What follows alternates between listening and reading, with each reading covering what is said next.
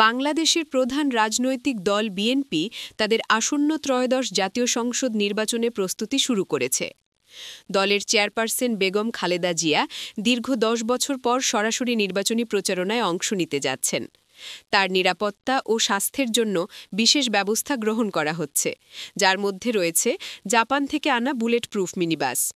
এই যানবাহনটির custom design করা হয়েছে যাতে খালেদা জিয়ার নিরাপত্তা ও স্বাচ্ছন্দ্য নিশ্চিত করা যায়।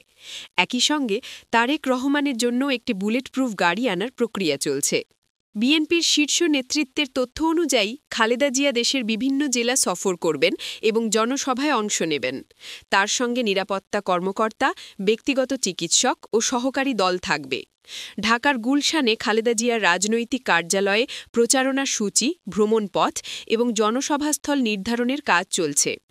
যদি শারীরিক অবস্থার কারণে সরাসরি প্রচারণায় অংশ নেওয়া সম্ভব না হয়, তবে প্রযুক্তির মাধ্যমে তিনি নির্বাচনী কার্যক্রমে জড়িত থাকবেন।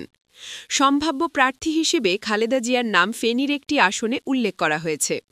বিএনপির ভারপ্রাপ্ত চেয়ারম্যান তারেক রহমান জানিয়েছেন, খালেদা জিয়ার স্বাস্থ্যের সক্ষমতা থাকলে তিনি নির্বাচনে গুরুত্বপূর্ণ ভূমিকা পালন করবেন।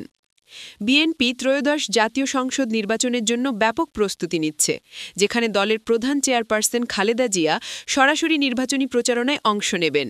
এটি তার দীর্ঘদিনের পর প্রথম সরাসরি অংশগ্রহণ হতে যাচ্ছে।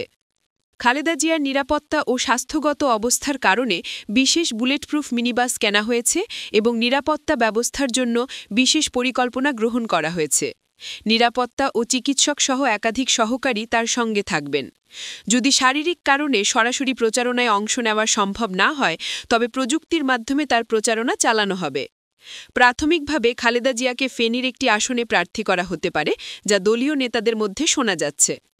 তারেক রহমানের বক্তব্য অনুযায়ী খালেদা জিয়ার স্বাস্থ্যের উপর নির্ভর করে তার নির্বাচনে অংশগ্রহণ এবং ভূমিকা নির্ধারিত হবে।